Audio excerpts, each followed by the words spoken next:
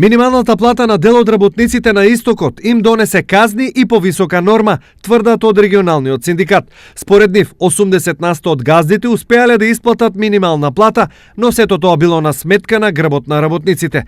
Имено од регионалниот синдикат посочуваат конкретни примери како законот за минимална плата работодавците го заобиколуваат. Во месеците август, септември и октомври работниците, во август месец биле 100% успешни, во септември биле исто така 100% успешни и што се случува во октомври? Во октомври се случува работниците да се 65% успешни. Се со цел да се намали основицата за минималната плата да биде помала за работниците што ќе ја зимаат, а од друга страна се рефлектира и на придонесот кој што треба да го уплаќаат самите работодавци, кој што паѓа од 5000 и стигнува до некоја реална сума на 3630 денари. Освен ова, покачувањето на минималната плата донесе и покачување на бројот на казни за работниците. Исто така се случува во една од фабриките да работниците се казнити или не со ставка неуспешна норма, нефаната норма, со 2700 денари од својата плата и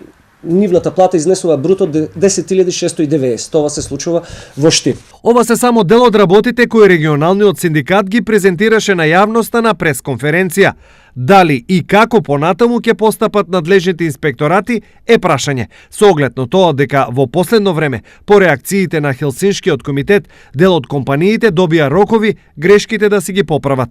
Инаку, уште од покачувањето на минималната плата, текстилните здруженија предупредија дека се можни манипулации со нормираниот учинок, а работодавачите побараа замрзнување на придонесите како би можеле да го поднесат притисокот на новите трошоци.